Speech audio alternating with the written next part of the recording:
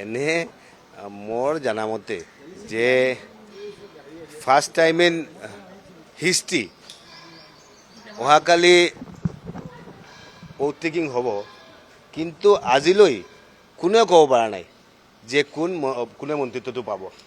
Official লিষ্টটো ওলোৱা নাই, এক নম্বৰ।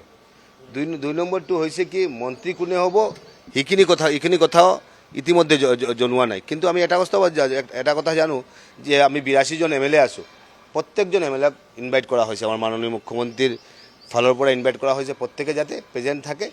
আৰু মই ভাবোঁ যে প্ৰেজেণ্ট প্ৰত্যেকে থাকিব, কোনজন মন্ত্ৰী হ'ব এই কথাটো কিন্তু আমি এতিয়ালৈ জানা নাই। সেইটো কাৰণে মই ভাবোঁ যে মন্ত্ৰিত্ব হ'ব বৰাক, ব্ৰহ্মপুত্ৰ, পাহাৰ, ভৈয়াম, আমাৰ অসমীয়া, বেংগলী গোটেই কাষ্ট কমিউনিটি মিলাই কেনে, কাৰণ আমাৰ বিভিন্ন কাষ্ট কমিউনিটি আছে, প্ৰত্যেকটা কাষ্ট কমিউনিটিক মিলাই কেনে আমাৰ মুখ্যমন্ত্ৰী ডাঙৰীয়া, মাননীয় মুখ্যমন্ত্ৰী হিমন্ত বিশ্ব শৰ্মা ডাঙৰীয়া, আপুনি জানে যে তেওঁৰ যিটো এটা মাইণ্ডছেট, তেওঁৰ যিটো এটা মানে পৰিকল্পনা, তেওঁৰ যিটো অসমৰ যিটো প্ৰতি যিটো গ্ৰীফ যিটো যে কাৰ কোন কি মন্ত্ৰিত্ব দিলে ভাল হ'ব, কেনেকুৱা দিব লাগিব।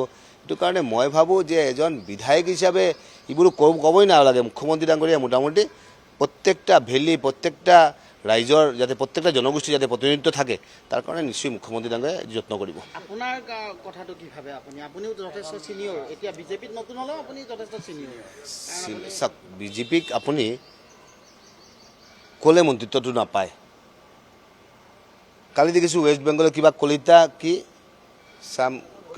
কলিতা মাঝি ভাই, একদম চিম্পুল মাইকী মানুহ এজন, মানে এনেকুৱা চিম্পুল মানুহক মন্ত্ৰী হৈ যাব পাৰে, এইটো বিজেপিতে সম্ভৱ। আৰু চিম্পুল মানুহ এজনক আনি কেনে চিফ মিনিষ্টাৰ বনাই দিছে, কিবা কিবি এটা বহুত ঢেৰ ইনষ্টেঞ্চ আছে, এইবিলাক ইনষ্টেঞ্চ আছে। এইটো কাৰণে বিজেপিক যদি আপুনি বেছি মন্ত্ৰী কৰি থাকে যদি, তেনেহ'লে আপুনি বেকফুটত গুচি যাব। আৰু মন্ত্ৰী কৰিব নালাগে। মুখ্যমন্ত্ৰী ডাঙৰীয়া আমাৰ লিডাৰশ্বিপ আছে, লিডাৰশ্বিপে যিটো সিদ্ধান্ত ল'ব, সিদ্ধান্তৰ মতে মই থাকিম বাৰু।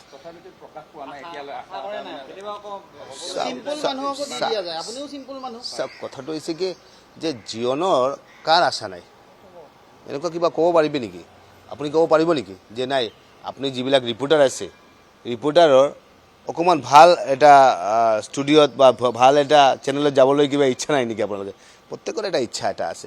তো ইচ্ছা থাকিলে যে এইখিনিৰ কাৰণে যে আমি কিবা পিছে দৌৰি থাকি এনেকুৱা নহ'ব নহয়। তাৰ কাৰণে আপোনালোকে যেনেকুৱা ডেডিকেশ্যন দি থাকে, ভাল ৰিপৰ্টিং কৰি থাকে, ভাল নিউজ বনাই থাকে, ভাল বাইটবিলাক লৈ থাকে, হয় নহয় জানো? এনেকুৱা আমাৰো বিধায়কৰ ক্ষেত্ৰেও আমাৰ যদি কিবা সপোন আছে, তেনেহ'লে কিবা ভাল কাম কৰিব লাগিব, ৰাইজৰ কাৰণে কাম কৰিব লাগিব, অসমৰ ৰাইজৰ কাৰণে কাম কৰিব, আমাৰ সভ্যতা সংস্কৃতিটো জীয়াই ৰখাৰ কাৰণে কাম কৰিব লাগিব। কি কৰিলে অসমৰ ৰাইজে ভাল পাব, কি কৰিলে আমাৰ সমাজ ব্যৱস্থাৰ পৰিৱৰ্তন হ'ব, কি কৰিলে আমাৰ মাইণ্ডছেটটো এনেকুৱা এটা মাইণ্ডছেট তৈৰি কৰিব লাগিব, য'ত নেকি আপুনি মন্ত্ৰী হ'লে অসমৰ ৰাইজৰ কাৰণে আপুনি কাম কৰিব পাৰিব। সেইটো কাৰণে মন্ত্ৰী হ'ব লাগে বুলি নকৈ কেনে যাতে আমি ৰাইজৰ কাৰণে যাতে ভাল কাম কৰিব পাৰি, যাতে আমি পজিটিভ কিবা এটা কৰিব পাৰি, এইটো ক্ষেত্ৰত আমাৰ যত্ন কৰিব লাগে।